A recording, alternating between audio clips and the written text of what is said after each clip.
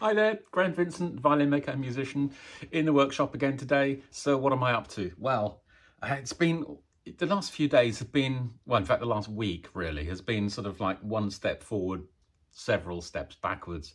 I'm making a pair of Wormy Chestnut fiddles as a special commission, which I keep promising to do a video about, and I will, but I want to get them finished, and I want the client to see them, or clients to see them first before anyone else does. But I mean, I don't think it's letting any secrets out the bag. So Wormy Chestnut is a fascinating and interesting wood. However, whilst it was absolutely strong enough and perfect for the body, I made two necks, finished the scrolls, started working on the peg box, fitted them to the bodies, and then started to doubt the actual structural integrity, shall we say, of the Wormy Chestnut. So what I'm up to at the moment probably gives the game away. That's not Wormy Chestnut, as I'm sure you realise. That is the finest quality European figured maple. So these Wormy Chestnut fiddles are going to have absolute standard classical necks on them. I think it's sometimes you've got to compromise, haven't you?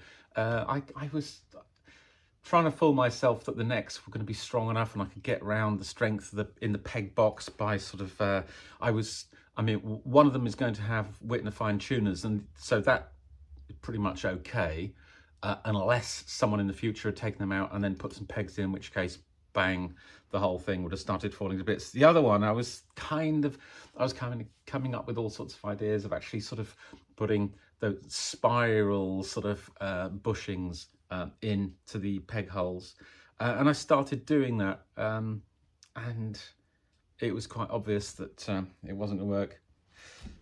I actually, they've gone on the fire now, so I can't show you, but I literally, when the peg box is in, I kind of picked him up and thought, well, you got to test this. So I got and just gave it a twist, and I was able to break them relatively easily. So there we go. So that was that. So yeah, I'm back on carving scrolls. So I don't normally carve 4 scrolls for 2 violins. So although I love carving scrolls, it does feel like a bit of a covering ground that I've been over already for these 2 particular violins. Other things I've been up to the last few days, I did a bow rehair for myself, trying black hair, which is really, really coarse rather than the standard sort of pale hair. It's much coarser. Gives a different sound. It's something I'd seen a fiddle player or violinist who I admire using, and I'd seen this black hair for sale a few times, thought, yeah, why not? Give it a go. That turned out quite nicely. That's in a sort of in a cheap Baroque bow. And I also did a rehair for a client, and it was one of those occasions when you start the job and you kind of wish that you hadn't done it, because the bow was a cheap Chinese bow, and as soon as I started trying to remove the wedges that hold the hair in, I realised everything had been stuck together with hot melt glue. So it was a bit of an exercise, managed to clean it all up and then put them back together again traditionally. So hopefully that will be all right. Other jobs on that client's violin went very well, just cleaned it up and so on. Just a quick job. I've got a repair coming in tomorrow. One of my own violins, where a seam has come loose just on the lower bout. Nothing serious, nothing to worry about. The client spotted it fairly early, so that'll come in. And I mean, this is such good demonstration of why traditional glues win, hands down. I mean, the amount of fuss and bother I had, the struggle, the fight over this damn bow with its hot melt glued kind of wedges, 2 tiny little things, very simple you'd think to clean up or what have you, but it just made life really difficult. Whereas this seam repair that I'll be doing, that's one of my violins, and I know that that's been put together with hide glue, so that will be such a simple and easy repair, simple fix. Just a question of re-gluing it. It's one of those things that does happen very occasionally. I mean, all violins need, you know, a bit of care and maintenance, and it's worth doing. And one of the things about using traditional glues is it means that routine care and attention to them is that much easier to carry out. So yeah. What else am I doing? I'm hoping to have the 2 Wormy Chestnut fiddles into finishing really by the end of this week. Where are we now? It's Tuesday lunchtime, I think, isn't it? Something like that. So yeah, that's a completely achievable target. So that will be about 2 weeks later than I thought that would happen, for, as I say, various reasons. Yeah, I'll be doing the Q&A, violin Q&A on Friday. If you have any questions, as ever, please just leave them on either this video, on the comments on this one, or you can actually put them on that particular one. Sorry, on the last Q&A video. I'll check both of those. I've got a few things to talk about.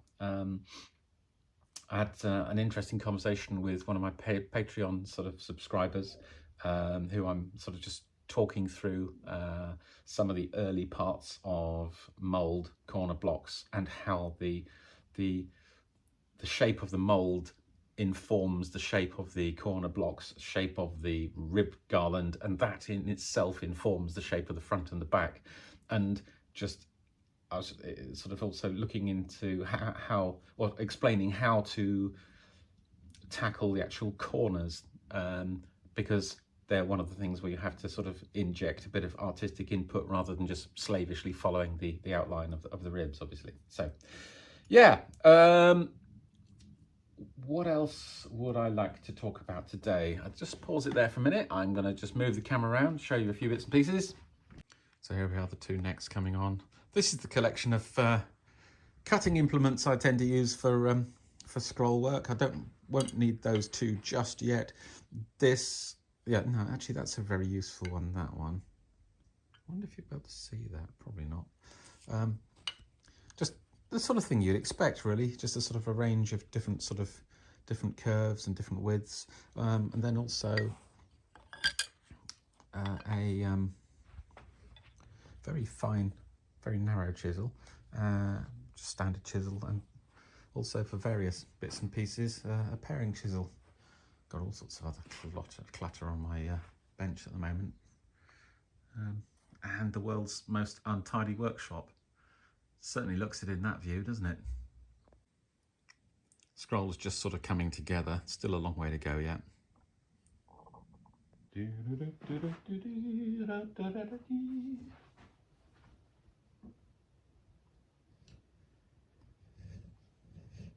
Funny thing is, even though I am in the workshop going over work that I thought I'd done already, which isn't ideal, it's still probably the #1 place I'd want to be, which is nice. Especially, I don't know if you can hear it at the moment, there's heavy rain outside.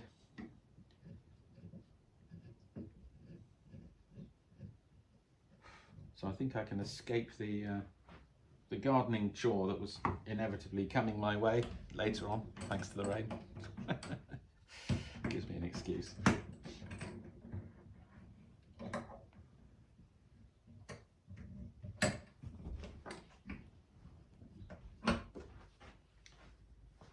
Anyway, must be lunchtime. I'm packing up. I shall say cheerio and yeah, catch up with you soon. Cheers, folks. Bye.